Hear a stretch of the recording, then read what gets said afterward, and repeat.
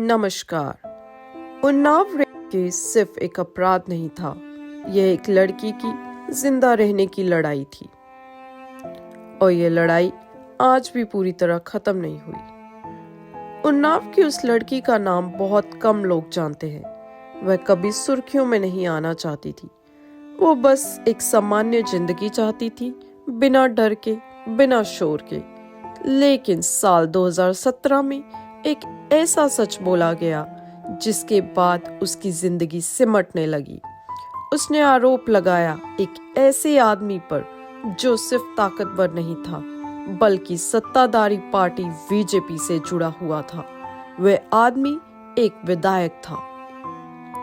लड़की कई बार पुलिस के पास गई, एक बार, दूसरी बार, लेकिन उसकी शिकायत कागजों तक नहीं पहुंच पाई। यही सवाल चुपचाप जन्म लेता है। क्या सत्ता के करीब खड़ा व्यक्ति सिस्टम को धीमा कर सकता है? दिन बीतते गए, डर बढ़ता गया।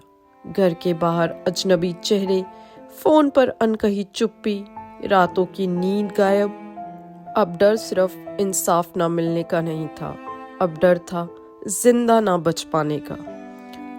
जब उसने देखा कि उसकी आवाज कहीं पहुंच नहीं रही तो अप्रैल 2018 में वह मुख्यमंत्री आवास के सामने खड़ी हुई। खुद को आग लगाने की कोशिश की। यह विरोध नहीं था, यह मजबूरी थी। एक सवाल था, क्या इस देश में एक लड़की को सुने जाने के लिए मरने की हद तक जाना पड़ता है? जांच शुरू हुई, लेकिन उसी दौर में उसके पिता को जेल भेज दिया गया।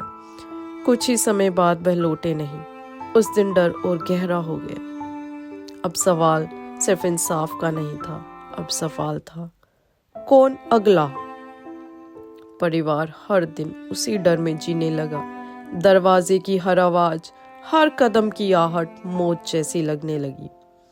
जब इंसाफ मांगने की कीमत अपनी जान का डर बन जाए तो सिर्फ एक केस नहीं रहता, यह एक जिंदगी की परीक्षा बन जाता है। 2019 में जब वह कोर्ट जा रही थी तो रास्ते में वह हादसा हुआ। 2 और अपने चले गए। कहा गया दुर्घटना थी, लेकिन मन पूछता है, क्या बार बार सब कुछ सिर्फ संयोग से हो सकता है? दिसंबर 2019 में कोर्ट ने दोषी को सजा सुनाई, आजीवन कारावास। एक पल के लिए लगा शायद डर कम होगा, शायद अब वह पीछे देखे बिना चल पाएगी। लेकिन साल 2025 में जब जमानत की खबर आई तो डर फिर लौट आया।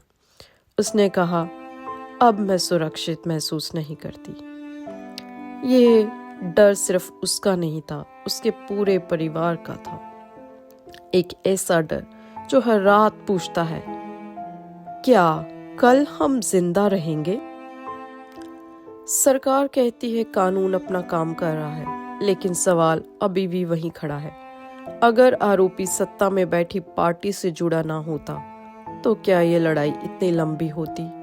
यह कहानी किसी पार्टी के खिलाफ नहीं है, यह उस सच्चाई की है जहां सत्ता और इंसाफ अक्सर आमने सामने खड़े दिखते हैं। और जब सत्ता में बीजेपी जैसी बड़ी पार्टी हो तो सवाल पूछना और भी जरूरी हो जाता है। उन्नाव की कहानी अभी पूरी नहीं हुई है, क्योंकि ये सिर्फ एक लड़की की नहीं, यह हर उस इंसान की कहानी है जो डर के बावजूद सच बोलने की हिम्मत करता है। अगर ये कहानी आपको सोचने पर मजबूर करे तो इसे आगे बढ़ाएं, क्योंकि कभी कभी चुप्पी ही सबसे बड़ी नाइंसाफी होती है। धन्यवाद।